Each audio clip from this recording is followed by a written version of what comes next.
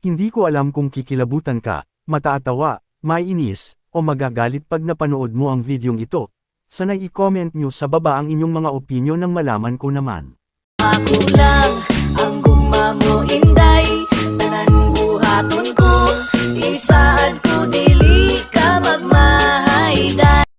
Alam nyo ba na kinikilabutan talaga ako pag nakakakita ng kabaong, lalo na pag sumilip sa patay? Kaya sa bawat lamay na pinupuntahan ko ay hindi talaga ako sumisilip maliban na lang pag malapit na kamag-anak ang namatay. Sa videong ito ating panuurin ang nakakaawang sinapit ng patay habang hinahatid sa libingan.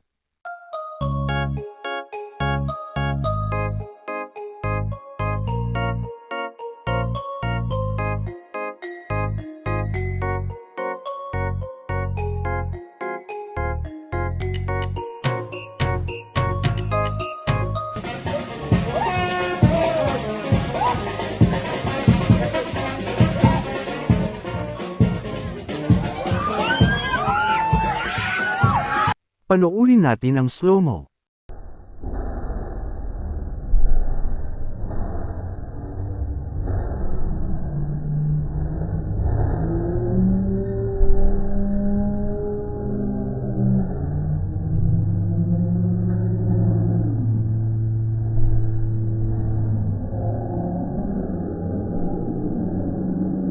Isunod naman natin ang isang videong ito, na ganun pa rin ang sinapit ng kaawa-awang patay.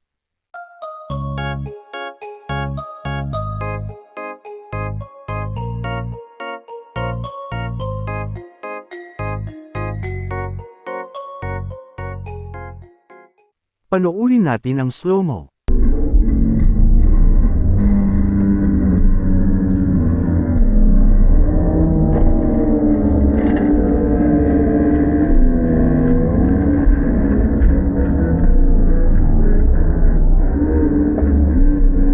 Bago tayo magtapos mga langga, ano nga ba ang tawag sa ginagawa nilang pagsasayaw habang binubuhat ng mano-mano ang patay papunta sa huling hantungan? Ito ay tinatawag na Dancing Coffin Mimi. Ang Dancing Coffin Mimi, na kadalasang tinutukoy bilang Gonic Coffin Dance, o Astronomia Mimi ay nakakuha ng katanyagan sa buong mundo noong unang bahagi ng 2020. Nagmula ito sa isang video na nagtatampok ng grupo ng mga Ghanaian pallbearer na sumasayaw habang may bitbit na kabaong sa isang libing.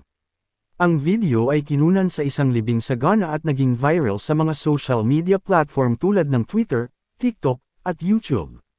Kung nagustuhan nyo ating video today, sana'y huwag kalimutang mag-subscribe at tulungan nyo naman akong maabot ang 50k subscribers, at pakishare mo na rin ako sa inyong tsismosang kapitbahay na mga marites, para mas mabilis makalat. Maraming salamat po. God bless. Marites mana imong batasan ay bantayi ang kinabuhi sa